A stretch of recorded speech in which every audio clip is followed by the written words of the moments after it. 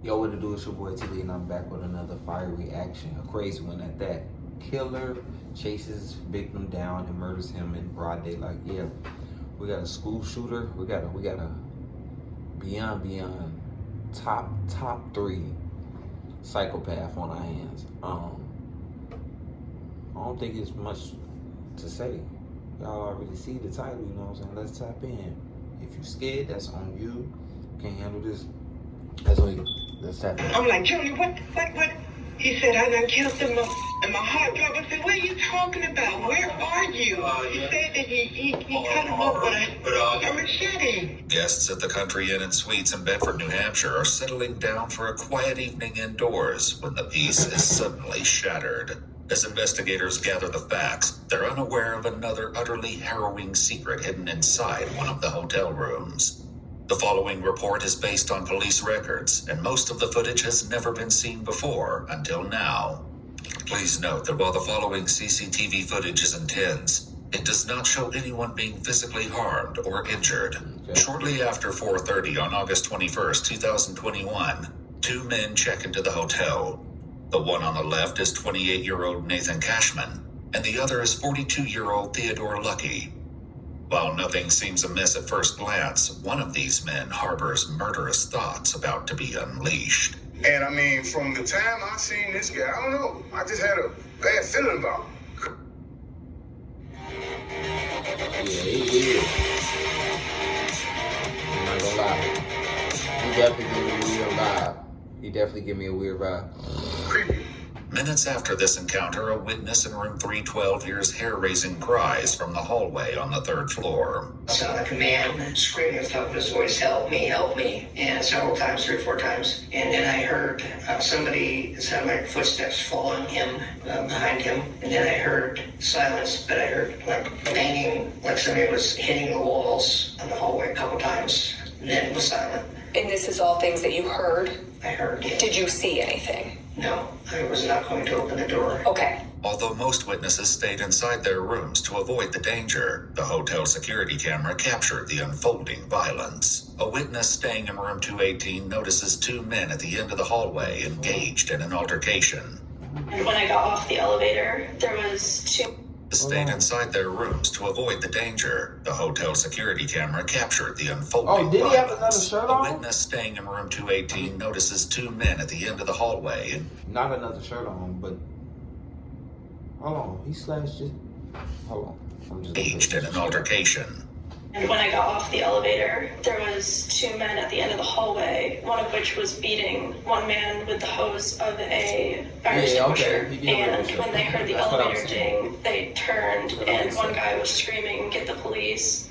And the other guy started moving toward me that was beating him. So I ran to my room as quick as I could and got in with my key. And then I called the main desk about 8 or 9 times and couldn't get through. And then about 10 minutes later, I had police knocking on my door. Photographs taken of the crime scene show glimpses of this encounter near the second-floor window as guests struggle to avoid the bedlam. One of the witnesses describes a desperate decision Nathan was forced to take in a panicked attempt to save himself. And when I came out, I look up. I said, oh man, this dude jumped out the window trying to save his life. You know what I'm saying? There's blood all on the window. The frame of the window's on the ground right there. And then that's when the other maintenance guy that was just here, he was sitting in his car. I went over and told him, I said, man, did you see that? He said, no, I didn't see nothing. I was down on my phone. I said, man, look, dude just jumped out the window. 2 minutes later, at least 2 minutes later, there's a white guy running around the corner. And then all of a sudden, the guy came behind him with the black guy with the red hair had a machete in his hand, and he whacked him in the back of his head right before he went in, and put like another gash, so many gashes that this guy already had on him. So he goes in, and I'm like, oh man. As Theodore chases Nathan back inside the hotel, another eyewitness recounts what he observed inside the lobby as the assault nears its gruesome conclusion. The two people came blasting into the door, and the one in the front, the other guy was chasing, was saying, please help, please help. I saw the guy hit him once, and then we just got out of there. That was the last thing we saw. Security camera footage further underscores Nathan's desperate struggle to escape the malicious assault as witnesses look on in horror. As Theodore continues his relentless attack against Nathan, the front desk clerk inexplicably puts himself in grave danger while he's on the phone with a 911 operator. While it may seem that this situation is coming to an end, Theodore is just getting started, and another horrifying discovery remains to be uncovered behind the closed doors of this hotel.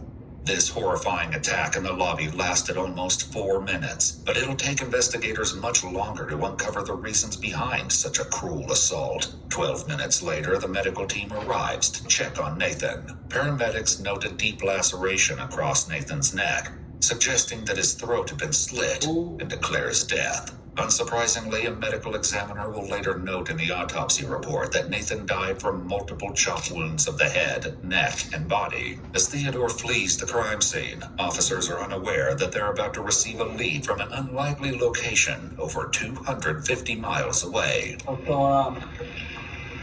My wife just got a call from her son. Okay. He just killed somebody in New Hampshire. Okay, he just got out of prison, apparently, and it's been back and forth down here. She come home, she's all upset. I'm watching the game, me and my cousin, she blew my high. She tells me, Junior just killed someone. Where the hell was Junior at? He's in New Hampshire. I talked to him on the phone. Sure was that? I'm positive it was him, okay? And he's telling me, Dad, I understand, and I'm talking to him, telling him what not to do. Hey, I understand what's going on. He'll get killed tonight, okay? Because they're looking for him. More officers from the Asbury Park Police Department in New Jersey arrive on the scene, and Theodore's mother, Vivian Brown, relays vital information. I got a phone call from my son.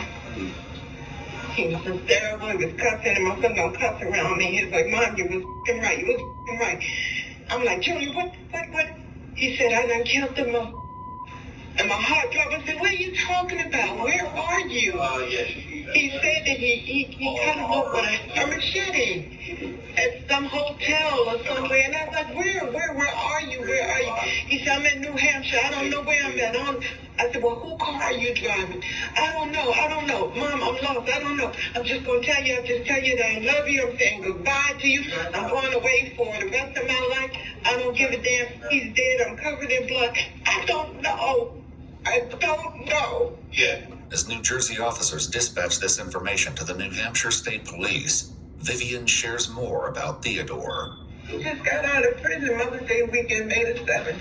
Have you ever acted out like this before? That's why he was in prison the last time. According to online reports, Theodore was convicted of sexually assaulting a 13-year-old minor in 2004, and in 2012 he pled guilty to 2 counts of kidnapping and served a portion of his sentence in the Northern New Hampshire Correctional Facility, where he met Nathan. You knew him by Nate or Nathan? He just got out of prison too. Okay. Evidently they were lovers in prison. Shocked by what their son has just admitted to doing, Vivian has reached her emotional limit with Theodore. I understand I'm not. Honey, as long as he's alive, that's a look at it. Okay.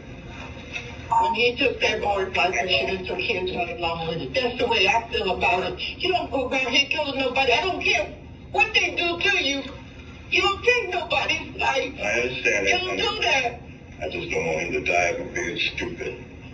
He took someone's life. I don't want to hear that. He should have took his life right along with it. If he wanted to take somebody's life, he should have took it. Theodore's parents and the officers don't know yet that this is only a part of the crime he committed that day. Soon, a call comes in that changes the entire dynamic of the situation inside the apartment. Hello?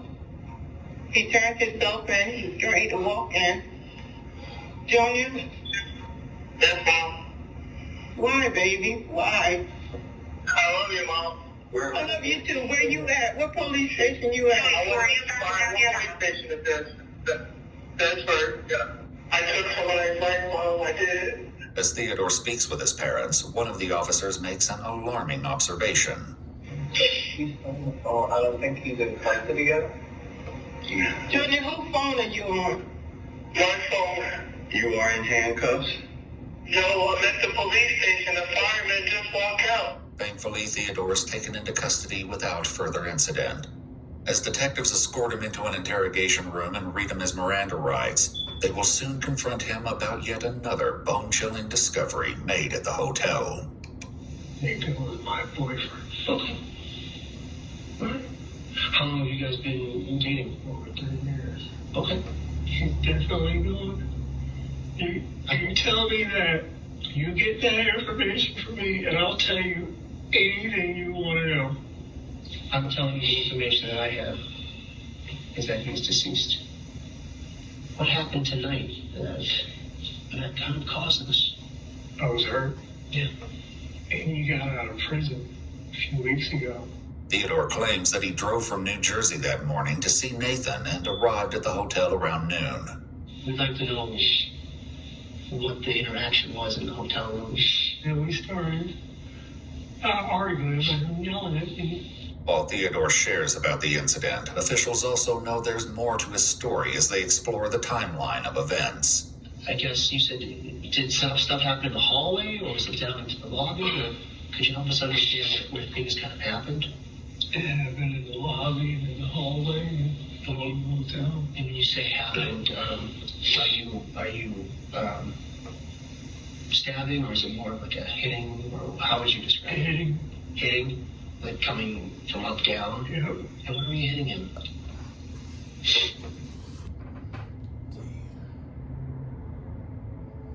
Up, down, something? Everywhere. Crime scene photographs show the bloody machete Theodore used in the slaughter. But shockingly, Nathan was not the only victim that day. While officers were interviewing witnesses at the hotel, they discovered shocking security footage showing Theodore checking into the hotel earlier that day with 60-year-old David Hanford. But David didn't know that he was walking into a nightmare. What would really help us is there another person? Who's this other person? Later reports state that David is Theodore's ex-boyfriend and has known him for decades. Theodore later claimed that David believed they were at the hotel for a romantic. Yeah, they got some funny business going on. Some real funny business going on. Hey. Weekend and knew nothing about his plans for Nathan. Who's the other He guy? need to just chop that. What are you asking about? Is he Dave? Okay. Where was Dave? In the room. So Dave was also in the room. In another room. Oh, okay. Did he come up with you from New Jersey? Okay. As officers started clearing the crime scene, they received information that there may be a second victim. As they cleared the hotel's third floor, they knocked and received no response from one of the rooms. Upon opening the door, officers found David completely incapacitated. So you're in the hotel with Dave, and he is, how is he, he's bound to the bed or tied to the bed? Yeah. Okay. And did he do that sort of voluntarily, or was that something that you decided to do?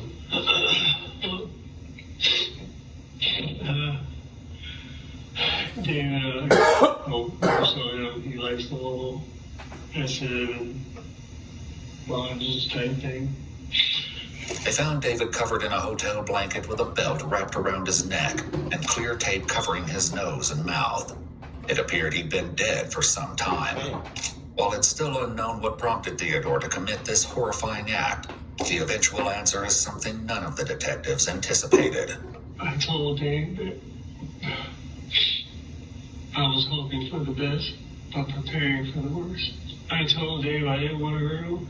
I wish that I could leave you in the room like tied to the bed.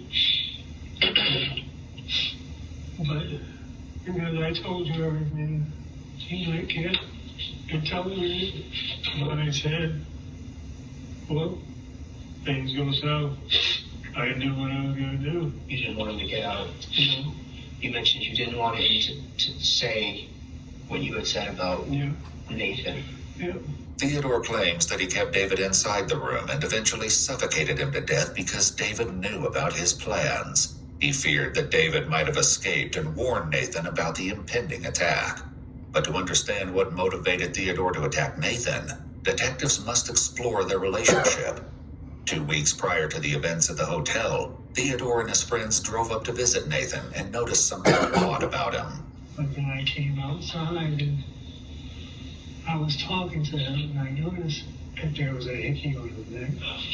A week later, when Nathan calls off their relationship, things spiral out of control. And he said he was breaking up. I said, why?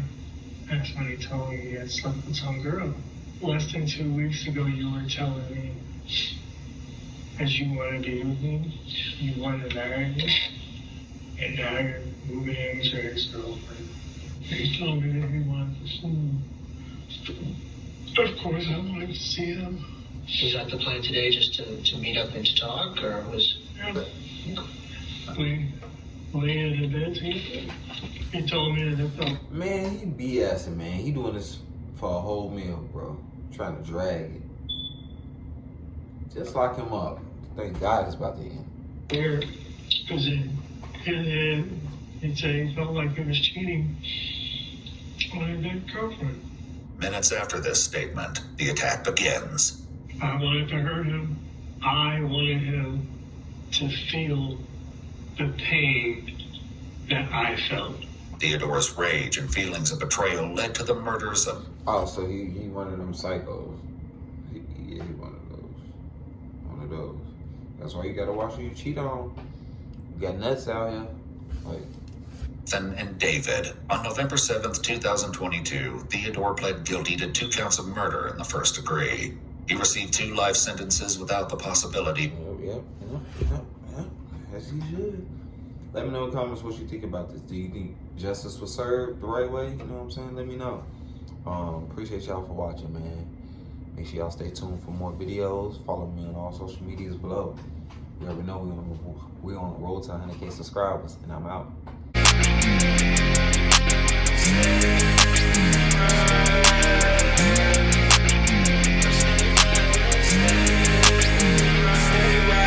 What you gonna do now?